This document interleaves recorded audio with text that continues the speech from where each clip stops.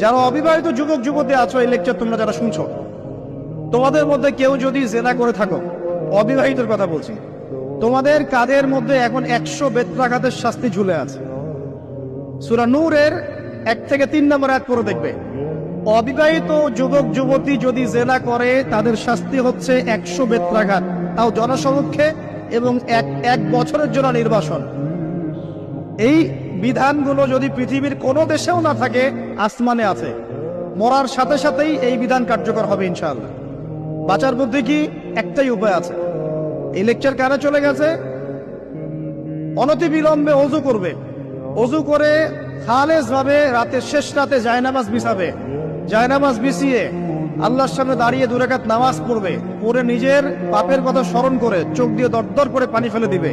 আল্লাহকে সিজদায় গিয়ে বলবে, আল্লাহ আমি জিনা করেছি, আমাকে মাফ করে দাও। আমার এই পাপের কথা কেউ জানে না, তুমি জানো, মাফ করে দাও। এই মাফ নেওয়ার পরে আবার ওই যার সাথে করেছেন ওর সাথে আবার লিঙ্ক আপ করার চেষ্টা করেন না। আসো আমরা জেনা করেছিলাম, আসো বিয়ে করে নেই, এটা সলিউশন না। জেনা করেছেন, আগে তওবা করে ফিরে আসতে হবে, তারপরে পুরো জীবন ইসলামিক লাইফ লিড করতে হবে। আল্লাহ যদি দেখেন যে হ্যাঁ আপনি ঠিকঠাক তওবা করে আল্লাহর কথা চলছেন, আল্লাহ তখন আপনাকে নেককার স্ত্রী দিবে ইনশাআল্লাহ।